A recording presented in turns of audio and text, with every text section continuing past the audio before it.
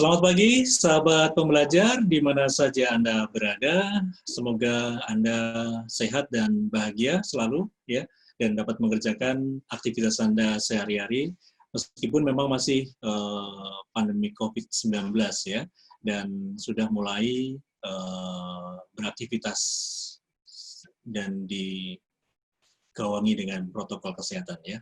Stay healthy. Oke, kita berjumpa kembali di seminar online yang diselenggarakan oleh Indonesia Belajar. Untuk Anda yang belum mengenal Indonesia Belajar adalah sebuah media untuk belajar yang berisi motivasi, inspirasi, dan pengetahuan dari para narasumber terbaik Indonesia. Indonesia Belajar hadir dalam platform mobile aplikasi yang bisa Anda download di Google Play Store ataupun Apple App Store, dan juga Anda bisa klik website kami di indonesiabelajar.id. Anda juga bisa follow Instagram kami di indonesia_belajar.id.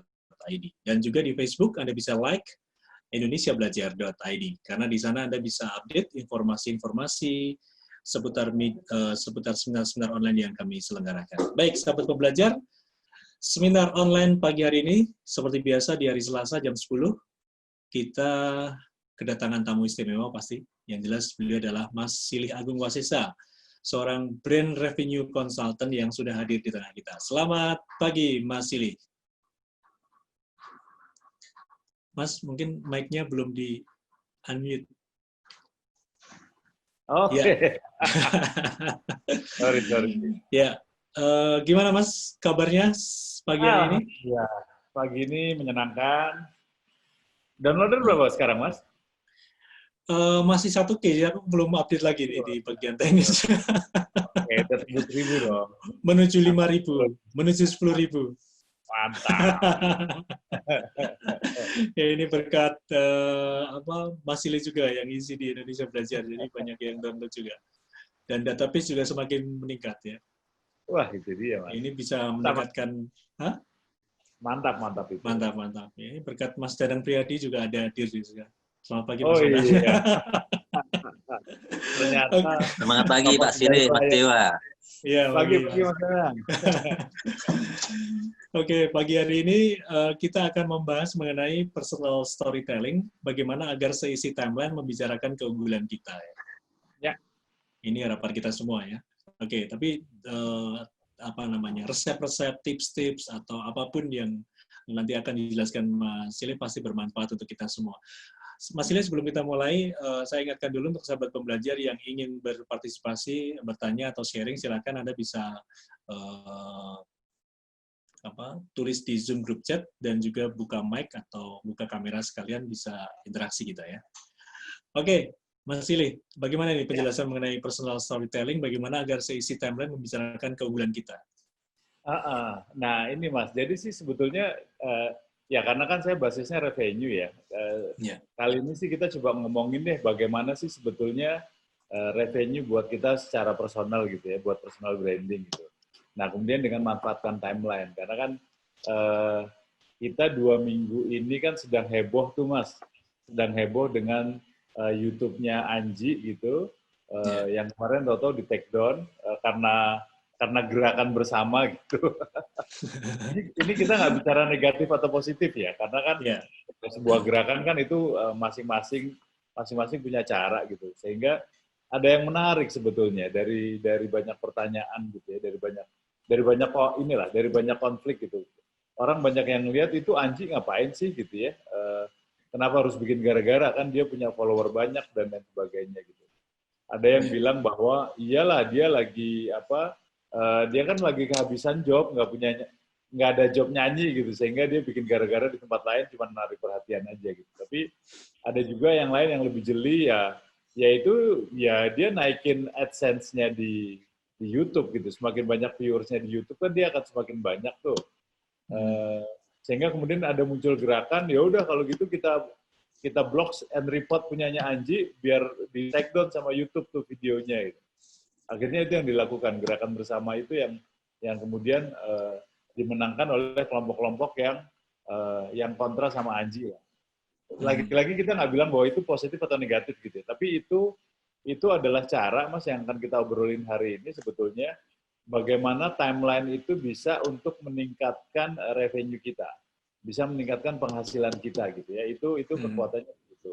Jadi, tapi lagi-lagi timeline yang seperti apa gitu ya. Timeline yang seperti apa yang bisa meningkatkan, apakah kita harus seperti Anji gitu yang memanfaatkan YouTube sebagai sebagai pendulang AdSense sehingga kita dapatnya banyak gitu, atau kita menjadikan sosial media itu cuman sebagai apa ya, kendaraan aja agar produk yang kita jual laku misalnya gitu ya. Itu nah tergantung produknya dari apa. Kalau pada posisi Anji atau pada selebritis kan mereka jual diri itu ya. Personal dirinya yang kemudian dia dijual keluar. Tapi ada juga yang dia jual beberapa produk-produk yang lain yang dia punya. Nah, ini yang akan kita obrolin, Mas. Jadi bagaimana kita memanfaatkan timeline biar penghasilan kita meningkat. Gitu, Mas. Tapi 2 kali tadi Mas Ili bilang bahwa ini mengesampingkan positif negatif ya. Tapi kita nggak mungkin dong untuk memaksimalkan timeline kita dengan resiko-resiko yang ngeri-ngeri sedap gitu ya. Betul, resiko itu ada. Artinya gini Mas, maksudnya mengesampingkan positif negatif itu kita tidak dalam konteks pro atau kontra dengan yang dilakukan Anji lah, ya. Kontennya ya. Kontennya gitu. Kita masing-masing punya sikap pasti kan, tapi kita nggak ngomongin setuju atau tidak setuju dengan Anji. Tapi yang akan kita omongin adalah bagaimana kemudian Anji pintar memanfaatkan timeline gitu untuk meningkatkan penghasilannya dia nih gitu. Itu yang akan kita bicarakan. Nah, tapi memang ada hal lain lagi bahwa nggak harus kayak gitu juga gitu loh kalau meningkatin timeline. Kalau meningkatin penghasilan ya nggak harus dalam tanda petik nggak harus merusak suasana juga kan. Kita bisa sih dengan cara-cara yang lain. Nah, itu yang akan kita obrolin sebetulnya. Itu. Ya, jadi banyak hal ya yang membuat kita bisa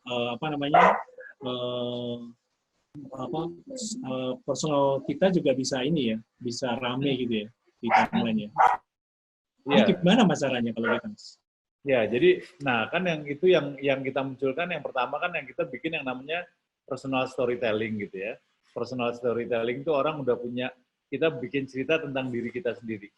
Itu yang namanya personal storytelling. Memang dalam hal ini sih kemudian banyak yang bilang ya enak dong kalau para musisi gitu, para selebritis gitu kan, mereka udah punya fanbase-nya udah banyak tuh, jadi begitu mereka masuk ke sosial media namanya juga udah berkembang gitu kan. Ada yang melihat kayak gitu, tapi jangan salah, kita punya banyak case kok artis-artis yang masuk ke sosial media tapi nggak kemana-mana juga gitu loh, nggak kemana-mana juga, fanbase-nya sih banyak, tapi kan di sosial media itu ada, di sosial media kita punya yang namanya mata uangnya itu yang namanya engagement rate gitu ya. Bagaimana seberapa jauh sih engage-nya dengan follower, itu yang terjadi. Jadi kalau artis yang kemudian dia males, ya dia nggak akan kemana-mana gitu. Itu basisnya. Jadi memang harus ada engagement rate. Tapi lagi-lagi timeline itu hanya tools, Mas. Hanya tools. Kadang-kadang kita nggak memerlukan tools itu, tapi namanya juga bisa kemana-mana gitu ya. Kita sekarang lagi ada beberapa tokoh-tokoh masyarakat gitu, yang dia bahkan WA aja nggak punya gitu ya, WA aja nggak punya, tapi YouTubers viewersnya sampai jutaan gitu. Yang dia sendiri juga nggak bikin itu gitu. Itu kan salah satu contoh bagaimana sebetulnya yang namanya timeline itu cuman channel, tapi konten sama konteksnya itu ada di diri kita gitu. Nah sekarang kita akan ngomongin konten dan konteks yang ada di personal storytelling dulu, Mas. Apa nih yang mau kita jual? Apa yang mau kita jual di diri kita berkaitan sama kompetensi kita? Itu sih yang harus kita pahami dulu. Kita personal tadi profesi kita sebagai apa dan kita mau menjual seperti apa. Itu yang penting, Mas. Jadi yang mau kita jual ini kemudian memang nanti harus disesuaikan dengan karakter yang akan kita bangun. Kan kalau kita belajar dari timeline ya, para seleb-seleb timeline itu kita kenal Ria Ricis gitu, yang dia menjadikan anak-anak sebagai target audience. Yang dia cuma tadinya awalnya main squeeze doang gitu, dengan cara yang menggemaskan gitu, mungkin kalau orang bilang dengan cara guru TK gitu, anak berinteraksi, orang menjadi suka. Nah ini yang seringkali kita sering lupa, Mas. Bahkan kadang-kadang kita berpikir gitu, terutama para para akademisi, para dokter gitu ya, para profesor, mohon maaf gitu ya, timeline-nya pasti nggak ada yang naik tuh Mas.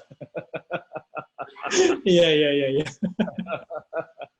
Soalnya bahasanya bahasa langit semua tuh gitu. Jadi untuk kali ini permainan dimenangkan oleh yang bahasanya bahasa receh, Mas. Jadi mohon maaf buat para PhD, buat profesor gitu ya. Itu justru naik daun kalau kita ngaku-ngaku profesor, Mas. Kalau profesor beneran malah nggak mampu. Ngaku-ngaku profesor, ngaku-ngaku menemukan obat anti COVID gitu, nah, itu malah naik daun Mas timeline-nya, Mas. Bisa interview sama Anji itu. Tapi kalau profesor beneran, PhD, mohon maaf kali ini harus ngalah dulu nih dengan bahasa receh gitu. Paling yang bagus dalam level yang konteksnya PhD paling si Refli Harun.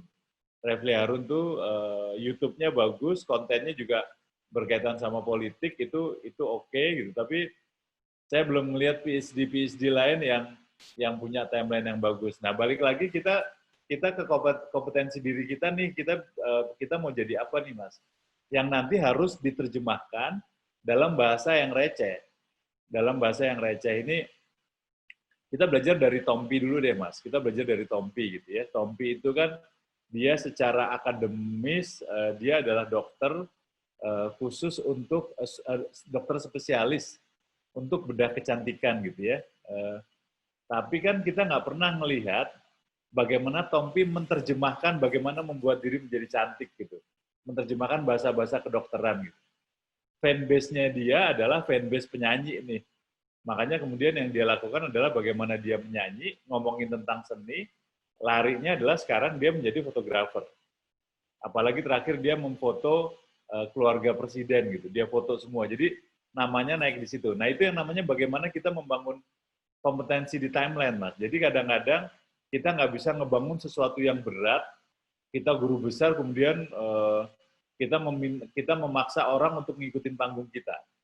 Tapi yang paling penting adalah bagaimana kita memberikan panggung untuk follower kita. Nah itu bagaimana menjadikan profesi kita untuk panggung orang lain, itu yang menjadi menarik gitu ya, Mas. Nah itu apa yang harus kita lakukan ya tadi, bagaimana menerjemahkan dulu nih.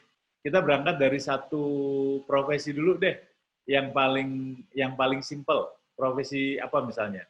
Dokter anak itu satu profesi yang bukan simpel sih, tapi yang banyak ditemui gitu ya. Kita banyak melihat gimana kita menjadikan profesi kita sebagai dokter anak di timeline.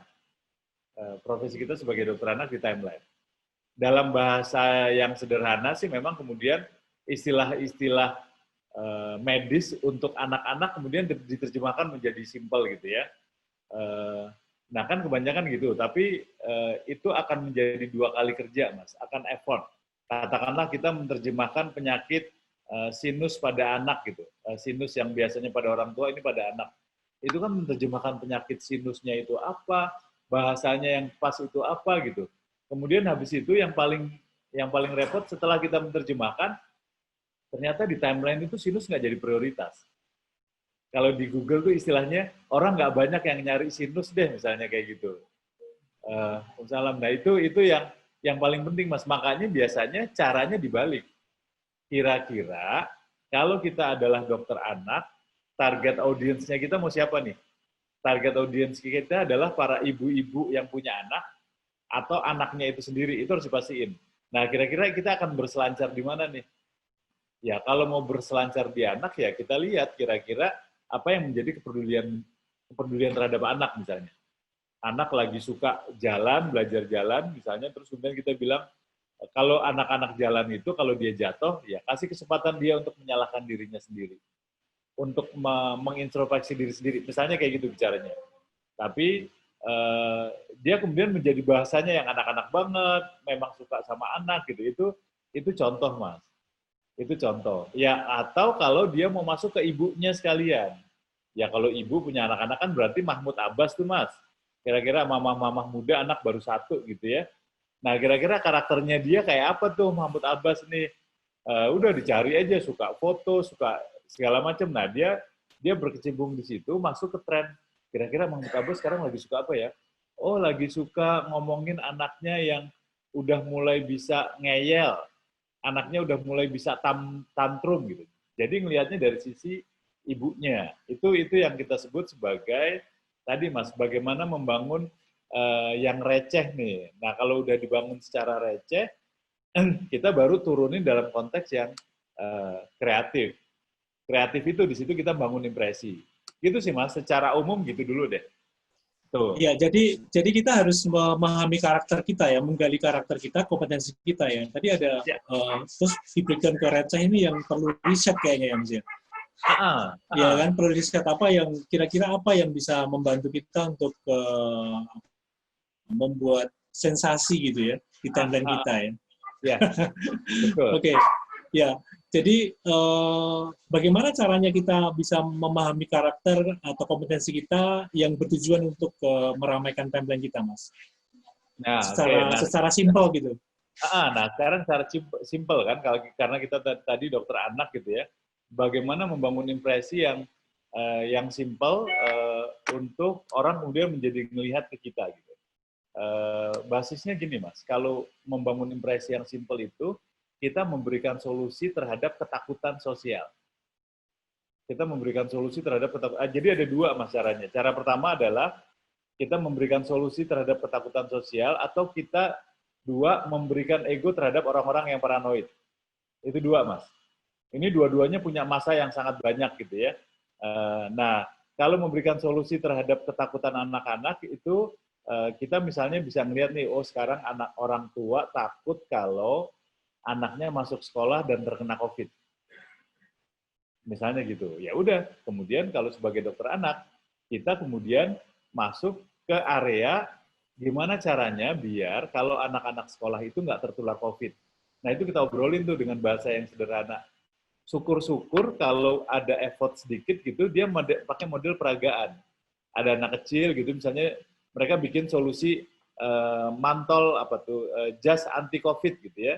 Dia bikin jas anti COVID yang ada jas dari plastik, ketemu sama temennya, kemudian dia bisa pelukan sama temennya gitu, tapi tidak bersentuhan misalnya. Nah, dia bikin itu yang pertama Mas, secara positif. Artinya kita bangun seperti itu. Akan banyak viewers-nya juga. Yang kedua, tadi memberi makan ego orang-orang yang paranoid Mas. Kita kemudian bersikap sebagai paranoid. Pemerintah ini emang nggak pernah tahu diri ya, misalnya. Kita bilang bahwa pemerintah itu udah nggak habis pikir sehingga sekolah nggak masuk kerja, padahal kan anak butuh bermain, anak butuh ini gitu. Kita bisa masuk pada level itu. Nah, itu yang kemarin, yang dilakukan oleh Anji. Dia masuk level itu. Jadi silahkan mau masuk di mana. Kalau saran saya sih, kalau saya tipe hidup damai soalnya Mas. Jadi ya kita kita masuk memberikan solusi yang kekinian buat ibu-ibu gitu. Tapi saya punya ada beberapa orang yang dekat sama saya memang tipenya tipe ego paranoid gitu Mas. Tipenya ego paranoid gitu. Syaratnya memang kupingnya itu harus tebal. Kupingnya harus tebal gitu sehingga ketika dia talk show, ketika dia dihantam di publik itu dia bisa menjadi sangat menggemaskan, bikin orang pengen nyambit gitu ya. Tapi begitu balik ke talk show, itu mukanya udah sangat ramah, udah sangat manusiawi, itu bisa. Tapi kalau di Amerika, Mas, politisi itu melakukan itu, begitu dia turun dari panggung, dia langsung ditangkap sama psikolog. Nah, langsung dibenerin tuh. Konslet pemikirannya langsung dibenerin, dia udah bisa ceria lagi gitu. Kalau di sini sih kayaknya begitu turun langsung ditangkap bukan psikolog kali ya, sama dukun gitu ya, terus dia pakai minta jimat gitu biar nggak diserang secara gaib. Jadi saya sih nggak menyarankan untuk yang memberi makan ego paranoid, tapi tadi Mas, solusi yang pasti justru apalagi kalau kita punya produk gitu.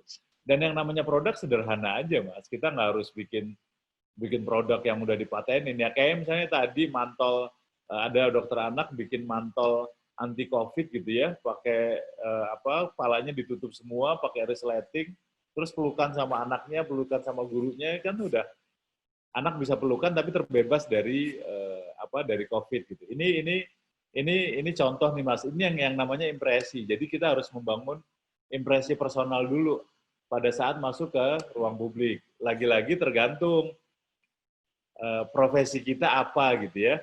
Profesi kita apa gitu. Kalau misalnya profesinya Mas Dewo gitu ya, yang basisnya penyiar, misalnya bikin suara untuk yang bisa menciptakan frekuensi di luar COVID gitu. Jadi kalau misalnya kita bersuara itu, bakteri COVID dia akan minggir dengan sendirinya misalnya. Wah itu bermain dengan frekuensi itu Mas, kan itu bisa juga dilakukan gitu. Wah itu bikin pelatihan, bagaimana membuat suara yang frekuensinya adalah dijauhi oleh bakteri. Kan ini salah satu contoh Mas. Iya. Mas Nathan lebih jago lah kalau itulah. Gratis kayak gitu tuh. Nah jadi impresi-impresi ini yang harus kita bangun. Tapi lagi-lagi kita harus balik ke ini ya Mas. Balik bahwa itu berhubungan dengan revenue kita Mas. Revenue personal gitu ya. Revenue itu bisa jadi dalam bentuk uang, tapi bisa jadi dalam bentuk social revenue. Yeah. Social revenue itu kita ada kepuasan gitu. Kemudian kita menjadi bahagia, kita menjadi senang, itu yang namanya social revenue Mas. Revenue itu bisa juga menjadi dengan gelarnya naik gitu ya.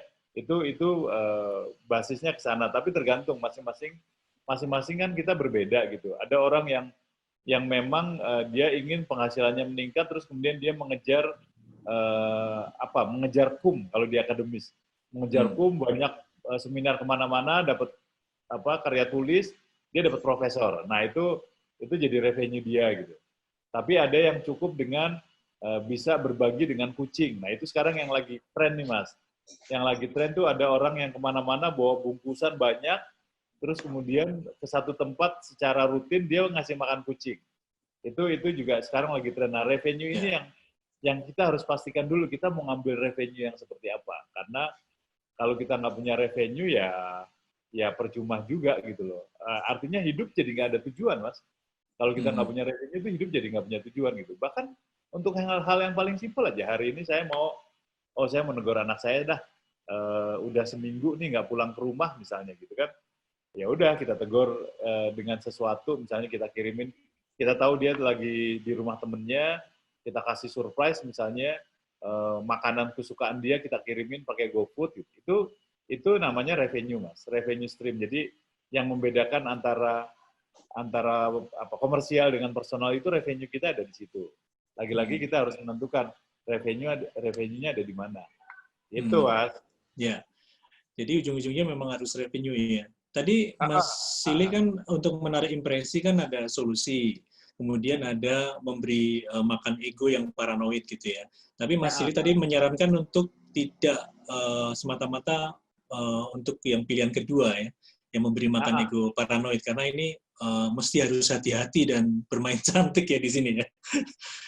Nah, kalau disandingkan dengan pengamatan saya nih ya, terkait dengan audiens Indonesia yang kayaknya suka dengan kontroversial, ini sebenarnya pas juga ya. Yang kedua ini sebenarnya pas juga ya, dimana memang hal-hal yang kontroversial mesti langsung naik gitu, meskipun itu ya negatif ya, maksudnya agak-agak riskan gitu.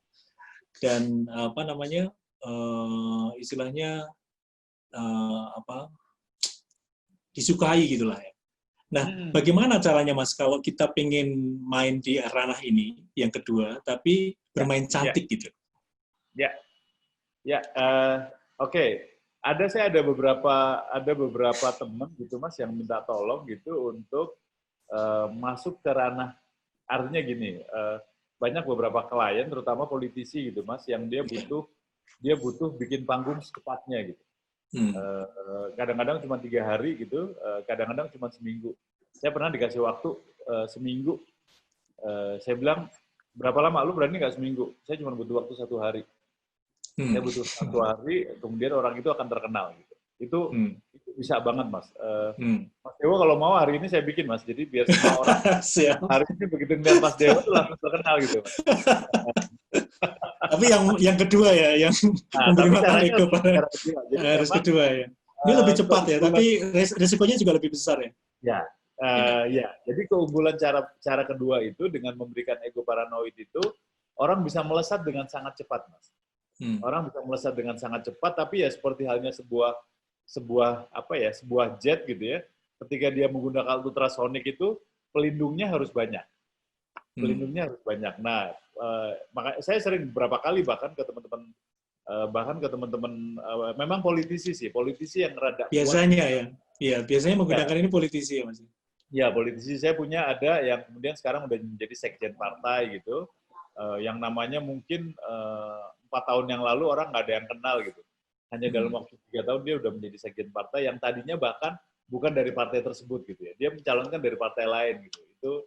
Itu ada, sekarang udah jadi sekjen, bahkan mungkin menjadi tangan kanannya presiden gitu untuk partai tersebut. Nah, tapi yang paling menarik saya kok langsung screening ya. Oke, Mas, lanjut, Mas. dari sekian nama-nama sekjen siapa? Dari nama-nama sekjen gitu kan kelihatan namanya nggak terkenal gitu. Yeah. Nah, itu yang digunakan memang kalau politisi, Mas, itu yang digunakan adalah bagaimana menggunakan tadi ego paranoid. Jadi kita ambil jadi kan selalu ada orang-orang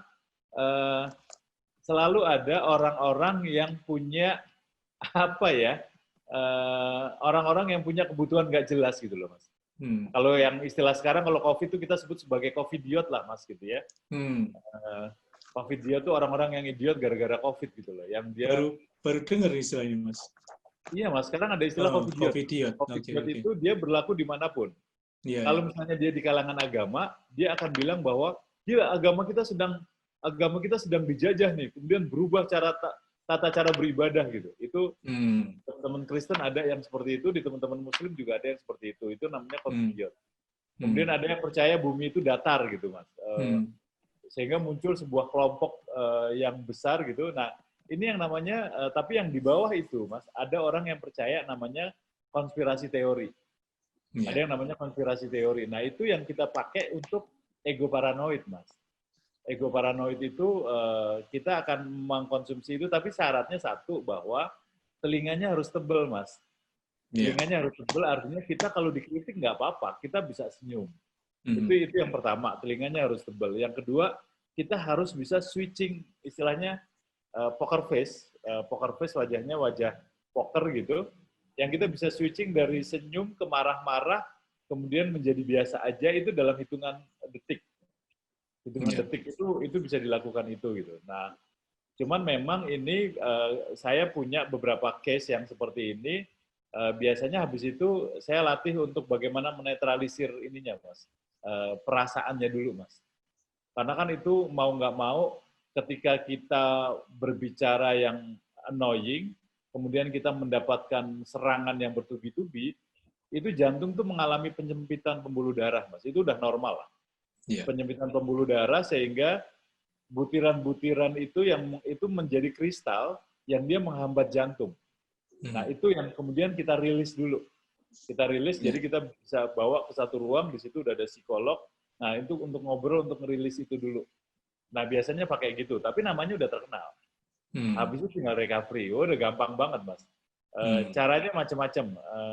Kalau Anji kan kemarin memang karena dia udah terkenal gitu. Tapi sekarang kalau mau memang jadilah datang sebagai, nah contohnya misalnya seperti Hadi Pranoto tuh, yang dia datang ngaku sebagai profesor, kemudian menemukan COVID, kemudian dia menunggangi timeline-nya Anji. Udah, namanya terkenal tuh di sana gitu. Begitu udah naik ke atas, tinggal kita recovery-nya seperti apa. Recovery-nya seperti apa gitu.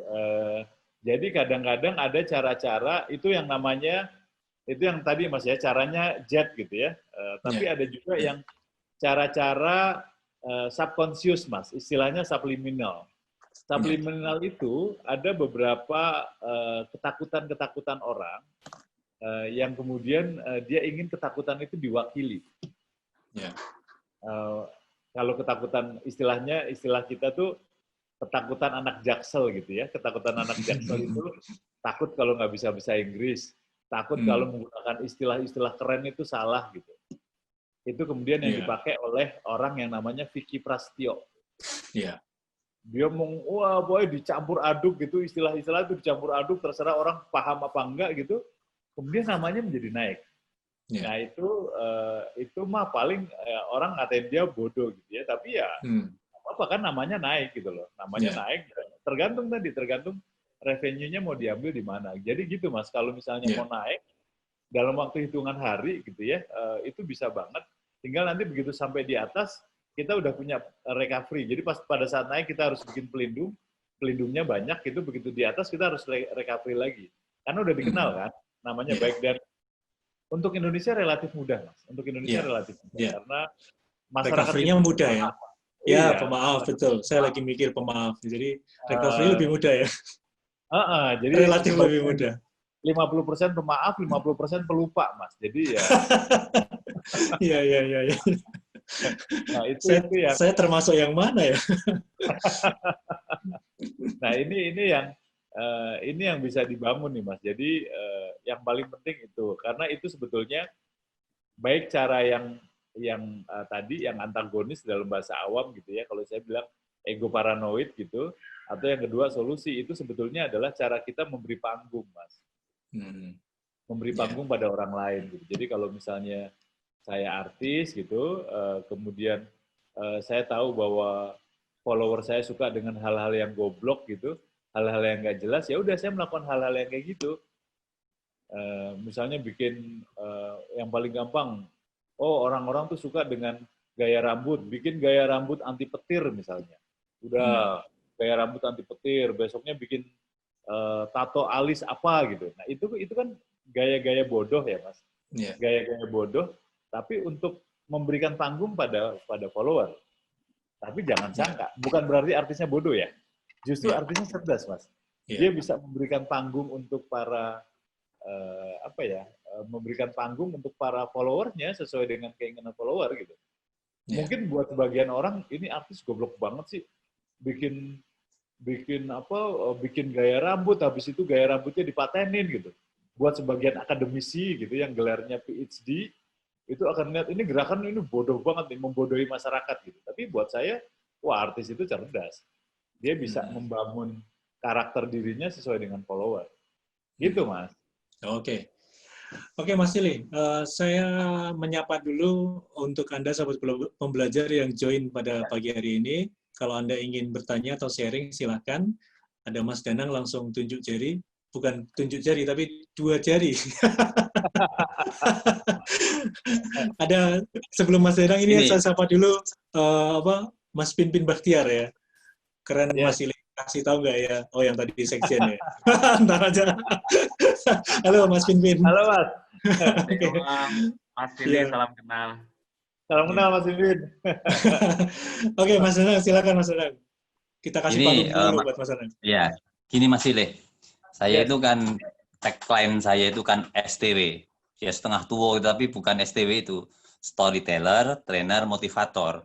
Jadi saya itu kebetulan juga menulis, ngasih training, mendongeng. Jadi sampai sekarang ini ya, terima kasih Indonesia Belajar juga memberi panggung ini sampai udah 2 masuk 3 bulan ini. Terima kasih. Ini kan termasuk menaikkan brand atau personal storytelling tadi kan. Nah ini saya juga nerima aja. Dari sini saya dipanggil macam-macam, ada Grid Edu, ada MLM, ada asuransi, dan terus banyak akhirnya. Lalu saya sendiri kalau misalnya diminta untuk, katakanlah ini Tribun Palembang, minta saya ngasih motivasi anak SMA, saya siap. Nanti tanggal 20, 21, 22 untuk jadi host atau MC-nya anak-anak camping, saya siap. Lalu diundang untuk ngasih training mendongeng di Surabaya, atau kemarin bahkan di Merauke atau di Bangka, saya siap. Nah apakah, tapi ini gini Mas Silih, ini kan ada beberapa yang kebetulan saya kuasai ya. Dengan menjual, banyak orang belajar menjual. Dengan saya menulis, banyak nih Mas orang yang ingin belajar menulis. Dengan mendongeng, banyak orang belajar mendongeng. Yang saya kembangkan terutama ini, yang saya mampu, yang saya passion. Nah ini apakah terlalu banyak, atau memang dengan ini saya menaik kemana-mana? Karena tadi saya juga menggunakan sekarang ini kayak misalnya WhatsApp, YouTube, Instagram, lalu webinar seperti ini, Facebook. Nah, saya sendiri waktu itu pernah ikut belajar menulis buku anak. Sebetulnya saya masuk kriteria oke. Tapi ini nggak saya kembangkan karena selain persaingannya banyak dan itu butuh effort yang luar biasa. Tapi dengan saya mendongeng storyteller, dengan trainer motivator yang memang passion saya, terus dengan mendongeng itu dan menulis itu passion saya. Nah ini 3 ini yang saya angkat. Apakah terlalu banyak ataukah memang dengan 3-3-nya itu bisa Mas lihat media sosial itu gitu? Yes. Makasih. Oke, makasih Mas Danang. Masih Thank gimana? you, Mas Danang. Ya, kalau channel boleh banyak, Mas. Tapi kalau kompetensi itu harus satu. Bahkan satu itu harus disempitin banget gitu ya. Jadi, non sewu kemudian pilihannya adalah Mas Danang harus milih, Mas. Antara dongeng, nulis, atau motivator. Ininya ya, konteksnya ya. Nah, artinya atau yang kedua itu yang pertama, Mas. Mas Danang harus milih jadi pendongeng yang hebat, jadi motivator yang ulung, tapi nanti saya turunin lagi ya, atau menjadi penulis yang handal. Pilih salah satu dari profesi itu. Atau dongeng, motivator, dan nulis itu cuma dijadiin tools. Mas Danang naik ke atasnya yang lebih yang lebih esensial. Itu Mas, pilihannya itu. Artinya dongeng, nulis, motivator itu cuma jadi tool. Itu dua pilihan ya. Tapi saya katakanlah milih yang pertama misalnya. Mas Danang milih cuma dongeng aja. Nah, ketika Mas Danang milih dongeng itu harus diperdalam. Sampai dalam banget. Kira-kira dibandingin dengan para pendongeng yang lain, kompetensi apa yang Mas Danang bisa lakukan dengan dongeng tersebut? Misalnya kemudian dongeng sebagai terapi untuk anak-anak. Misalnya dongeng untuk anak-anak agar misalnya mau rajin belajar. Ya udah, berarti sebagai pendongeng, Mas Danang belajar bagaimana terapi dongeng. Kemudian ngajarin ibu-ibu untuk belajar mendongeng, konsepnya apa sih, kenapa dongeng itu bisa menjadi terapi, kenapa dongeng itu bisa membuat anak menjadi rajin belajar, menjadi rajin beribadah. Misalnya itu Mas, itu kalau Mas Danang milih yang pertama. Jadi pendongengnya didalemin banget gitu. Kalau motivator juga gitu, kira-kira motivator yang seperti apa nih yang punya nilai lebih dibandingin motivator yang lain. Nah itu pilihan pertama ya, tapi harus satu Mas. Kalau ternyata Mas Danang lihat kayaknya eman ya, dongeng, nulis, sama motivator tuh kayaknya tiga-tiganya saya suka gitu. Ya udah, Mas Danang naik ke atas gitu, menjadi master sesuatu, saya nggak tahu masternya apa, yang harus dibangun gitu, nanti tinggal dimunculin di bawahnya. Sebagai ahli apa nih? Nah itu yang harus saya gali lagi. Kira-kira sebagai ahli apa? Masih deh. Ya. Yes. Saya itu meledak dengan buku 77 cara bodoh berjualan. Tadi persis Mas Silih yang bilang tadi soal bodoh itu. Okay. Nah itu menjadi masterpiece, lalu pas setengah tahun sudah cetak ulang 5 kali, bestseller, dan ini diundang kemana-mana, rata-rata webinar itu unggulannya di situ. Dan itu saya 30 tahun saya di Gramedia di marketing. Latar belakang saya S2, manajemen marketing, jurusan marketing. Kayaknya mungkin berarti ini yang harus dikembangkan ya Mas Silih. Nah pas ketemu, berarti udah itu, cara bodoh itu bagus banget tuh Mas. Nah itu kan banyak orang yang itu yang ini bermainnya di subliminal Mas. Subliminal itu bawah sadar. Bawah sadar itu kalau orang Indonesia kita takut nggak bisa belajar takut nggak bisa bahasa Inggris. Kita takut dibilang bodoh. Kita takut dideketin sama lawan jenis. Itu subliminal tuh Mas. Jadi kalau kita agak menggunakan cara-cara itu bagus tuh Mas, cara bodoh. Nah nanti saran saya Mas, tinggal dibuat KPI. KPI itu artinya ketika orang belajar sama Mas Danang, itu ada level peningkatan nih. Pertama tercerahkan, kedua apa, ketiga omsetnya naik gitu, habis itu jadi pengusaha sukses misalnya. Nah itu bagus tuh diarahin ke sana Mas. Jadi menurut saya harus fokus ke sana biar market tuh nggak bingung. Itu Mas. Oke, makasih Mas Silih, Mas Dewa, makasih. Oke, ya Mas Danang. Nanti bisa discuss lagi ya. Soalnya dongeng, motivator, nulis itu revenue-nya banyak ya. Semuanya ada revenue-nya, Mas. Jadi bingung Mas Danang. Oke, nanti kita discuss lagi ya. Mas Pinpin, saya sebelum Mas Pinpin ada Mas Regis Mahdi, saya bacain dulu ya Mas Pinpin ya. Ini Mas Regis ini adik angkatan dari Mas Silih di UGM. Kalau kita menyesuaikan diri dengan followers, apakah kita akan kehilangan diri kita? Saya orangnya punya idealisme gitu soalnya. Yes. Oke. Oke, thank you Mas Regis. Dia UGM juga atau psikologi juga, Mas? Iya, psikologi UGM. Halo Mas Silih, Pak Silih. Halo Mas. Saya asistennya Pak Rahmat dulu. Oke, wah asisten Rahmat. Iya, dulu kita pernah ketemu kok Pak di restoran saya. Regis yang habis kuliah di Amerika itu ya, Gis ya? Di Inggris jadinya. Di Inggris ya? Iya, Oke, oke, oke. Halo guys, udah balik Indonesia ternyata ya? sudah balik. Ini apa? Kalau kata teman saya, Rahmat itu sahabat saya, Mas. Iya, Itu kata dia punya mahasiswa yang selama dia ngajar yang paling cerdas tuh ya Regis itu, Mas. Gitu. Oh, selama dia ngajar ya? terima kasih. Selama dia ngajar. Oh, luar Tapi biasa, setelah Mas. Regis keluar kan dia nggak tahu juga kan. Iya, iya. Tapi anak-anak UGM kan cerdas-cerdas semua. Pengen Raiso bahasa Inggris, kalau Raiso nyoper, Mas, zaman dia. Oke. Silakan, Nah, Mas. gini Mas Regis. Mas Regis ada dua pendekatan sebetulnya. Jadi saran saya yang pertama, idealisme itu nggak boleh hilang. Idealisme itu nggak boleh hilang. Nah, yang penting adalah bagaimana kemudian kita mengkalkulasi, menjadikan idealisme itu sebagai solusi. Itu effort. Itu effort kita tuh. Jadi idealisme kita apa gitu, kemudian kita turunkan menjadi dalam bentuk solusi yang sangat sederhana. Itu yang effort kita tuh. Channel nggak usah dipikirin. Channel itu efek lah. Channel itu efek. Kalau mau, Regis bisa belajar dari, sekarang ustadznya ini lagi terkenal tuh, namanya Gus Baha.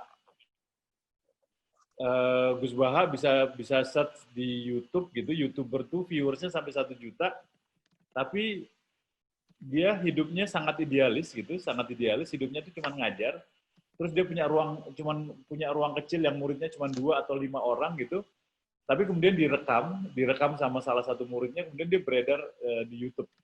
Bahkan WA aja dia nggak punya. Sampai sekarang WA aja nggak punya. Bisa bayangin, orang zaman sekarang WA aja nggak punya gitu, tapi YouTubers viewersnya sampai 1 juta. Nah, apa yang kita belajar dari sana, Regis? Yang kita belajar itu bagaimana idealismenya dia untuk mengajarkan kitab itu secara, apa istilahnya ya, secara runtut lah. Itu yang dia munculkan tuh. Jadi dia ngajarin sesuai dengan passionnya dia gitu. Terus kalau kata dia ya kalau namanya, ini agak unik nih. Kalau yang namanya orang mau belajar, itu ya orang harus datang ke tempat dia belajar gitu. Kalau orang menyari air ya dia harus datang ke sumber air, bukan sumurnya yang ngedatengin orang itu gitu. Sehingga dia nggak mau diundang kemana-mana.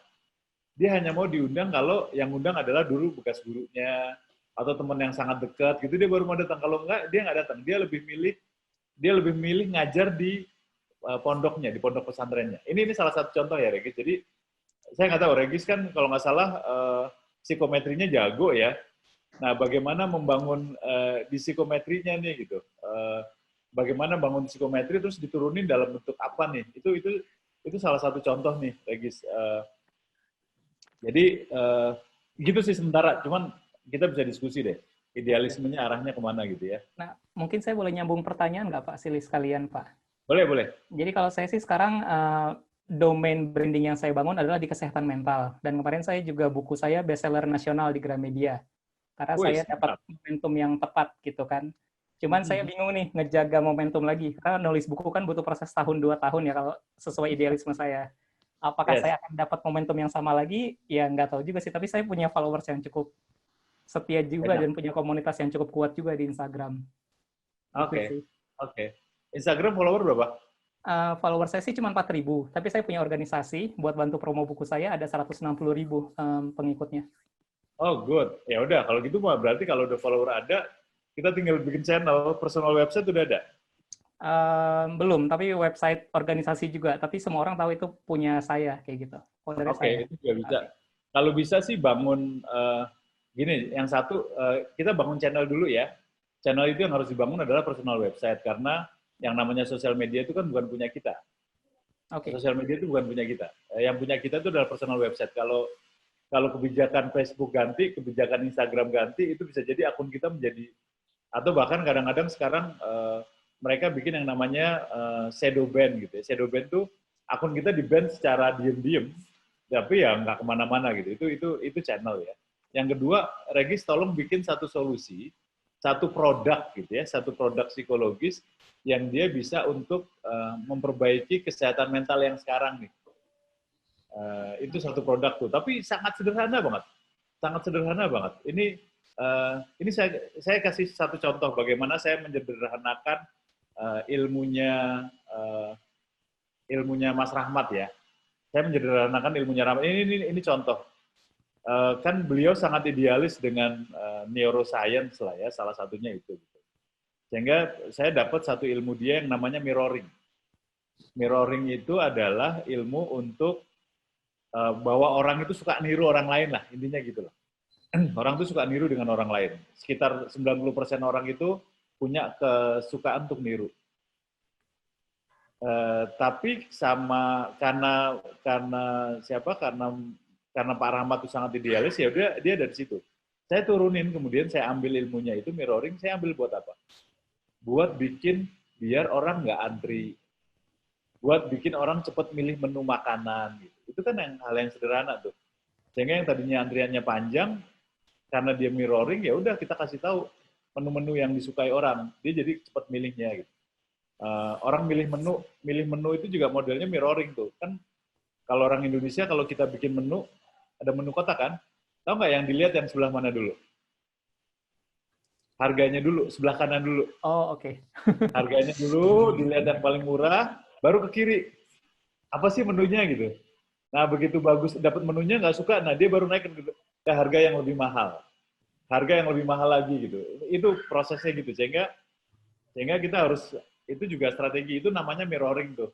Itu contoh ya. Nah, Regi silakan nanti kita bisa diskusi lah. Habis ini kira-kira mau bikin apa nih gitu. Wah, ini calon guru besar juga nih Mas Dewo nih. Oh ya. Aktif di Universitas Surabaya deh. Ya, Mas ya. Iya. Oke. Di Surabaya sekarang. Oke, terima kasih Pak Silih. Oke, nanti kita ngobrol lagi ya. Iya, siap Pak. Iya, nanti kita bikin reuni UGM. Meskipun saya bukan UGM.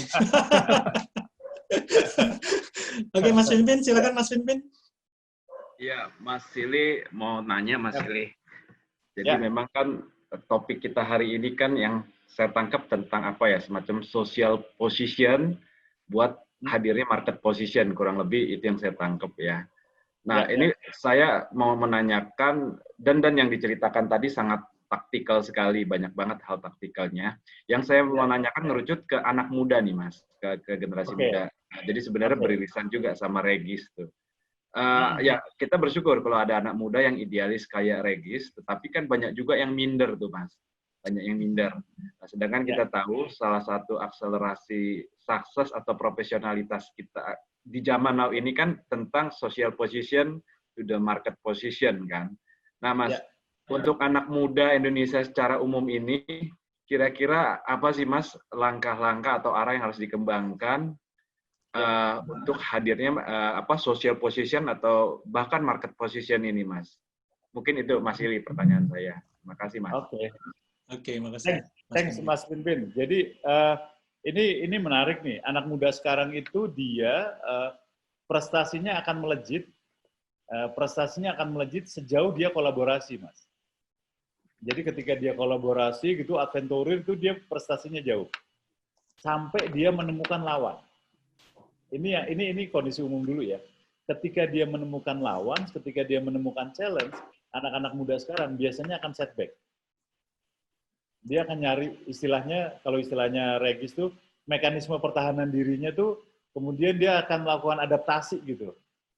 Karena anak muda sekarang, dia tidak pernah hidup dalam masa konfrontatif, tidak pernah hidup dalam masa krisis. Kan sejak berapa ya? Sejak tahun 90 gitu ya. Sejak tahun 90 kan ekonomi kita bagus banget tuh. Ekonomi kita bagus di seluruh dunia bahkan gitu, sehingga anak-anak muda itu tidak terbiasa untuk berkompetisi. Yang ada itu adalah kolaborasi gitu ya. Dia akan bagus ketika dia sebetulnya kompetisi terhadap diri sendiri bagus, tapi begitu ketemu dengan challenge, dia akan mundur. Atau mundur, dia akan nyalahin orang lain. Ini situasi ya. Saya kasih dua case yang kita ngomong taktikal. Kita ngasih dua case. Dalam beberapa hari ini kita ketemu 3 case anak muda semua. Yang satu staf khusus presiden, foundernya Ruang Guru, terus kemudian yang satu adalah akar penemu Joska yang sekarang sedang bermasalah gitu. Yang satunya lagi adalah Nadiem Makarim, Mas Menteri. itu kalau kita lihat tiga-tiganya itu luar biasa lah. Begitu dia melesat tuh bagus banget gitu. Tapi begitu mereka menghadapi tantangan, pilihannya adalah mundur, setback. Mundur, resign, atau berganti haluan gitu loh. Berganti haluan. Itu yang terjadi itu. Sehingga yang terjadi adalah banyak anak-anak muda yang prestasinya bagus gitu, begitu dia sampai level maturity, yang harusnya dia fight dengan situasi kan semakin tinggi, semakin banyak tantangan ya, itu stuck di situ.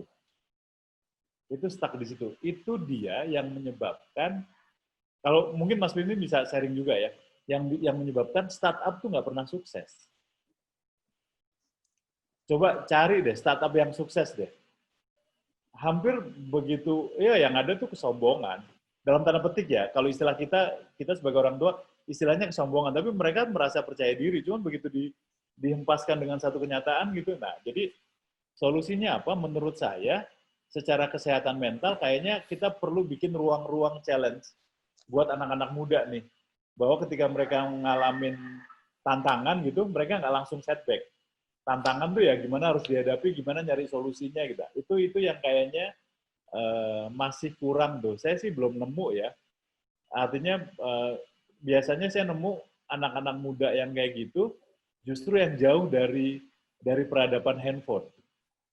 Nah itu saya baru ketemu tuh anak-anak muda yang jauh dari peradaban digital itu saya nemu yang kayak gitu tuh. Yang lulusan di ujung pelosok sana gitu, yang dia bikin pertanian organik, nah itu saya dapet tuh. Tapi buat anak-anak muda yang berkembang dalam era digital, kayaknya butuh Regis deh untuk bikin satu formula gitu, bagaimana membuat tantangan mereka biar berani terhadap solusi. Gitu sih Mas Pimpin, kalau dari perspektif saya ya. Ini yang agak, jadi seringkali mutung Mas, seringkali mutung setback ke belakang gitu. Gitu sih. Mudah-mudahan membawa ini. Siap Mas Silly, jadi punya. Yeah. Siap, jadi punya gambaran Mas Silly. Terima kasih. Oke, Mas Pimpin. Sama-sama.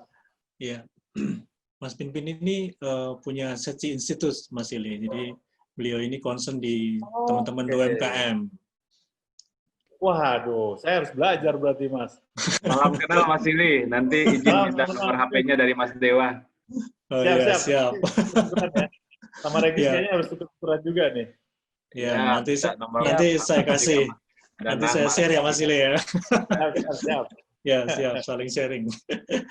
Oke, ada lagi mungkin dari sahabat pembelajar yang lain, silakan kalau ada, kalau nggak ada, mungkin kita tutup nih Mas. Ada yang perlu disampaikan lagi nggak Mas ya?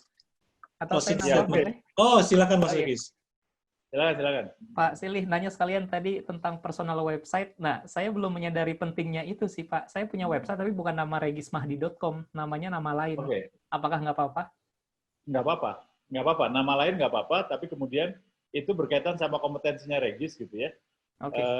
Sebetulnya gini, pentingnya website itu adalah untuk mengelola, kalau kita sekarang bilang sebagai digital asset gitu ya. Untuk mengelola follower yang ada gitu, karena kan kita nggak bisa naruh mereka di sosial media. Kalau kita naruh di sosial media ya tadi kita ikut sama rule-nya sosial media. Tapi kalau kita taruh di website kita gitu, nah kita bisa lebih leluasa berinteraksi dengan mereka. Basisnya sih itu aja sebetulnya. Oke. Kalau website kan ininya rule-nya ada di kita ya. Iya. Itu.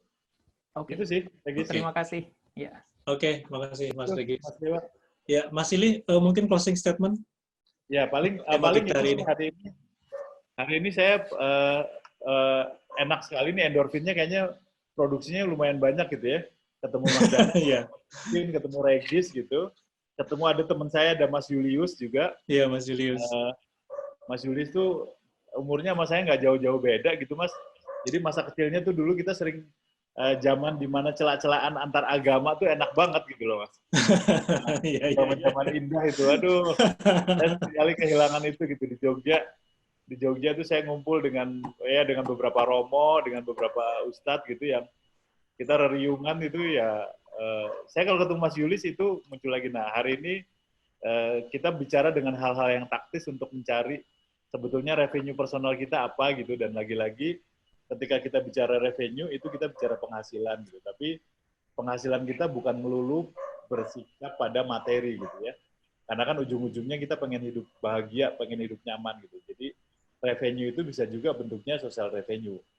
Dan itu jauh lebih penting ketimbang materi. Karena kan materi ya nggak kemana-mana lah gitu. Pasti ya ujung-ujungnya materi ya pengen bahagia juga gitu. Tapi daripada lewat materi, kalau kita bisa langsung bahagia, kenapa harus lewat materi? Itu sih Mas, basisnya. Ini ilmunya Mas Pinpin sebetulnya, saya ambil aja Mas. Oke. Itu Mas Dewa. Iya. Ini Mas Julius tadi di-mention udah buka mic ya. Mas Julius suaranya gimana Mas? Hai. Selamat pagi Mas Dewa, Mas Pinpin. Pagi Mas Julius. Sahabat saya Matur Nuwun sudah disebut nih. Siapa yang milih teman sendiri kalau orang Jogja bilang. Salam kenal. Saya selalu dapat energi baru kalau ketemu Mas Sile. Oh iya. Dan Sama Mas. pagi ini luar biasa. Terima kasih. Kan sudah di closing ya. Nanti jadi mentah lagi. Padahal sudah bagus. Padahal sudah bagus sekali. Nanti next time saya baru pertama kali ini atas undangan Mas Dwi Heli saya masuk ke Indonesia Belajar. Thank you pencerahannya. Siap. Mas Sile dan teman-teman. Salam kenal. Salam kenal juga Mas Julius. Oke, terima kasih Mas Sili Agung Wasesa, Brand Revenue Consultant yang sudah memberikan banyak inspirasi pagi hari ini.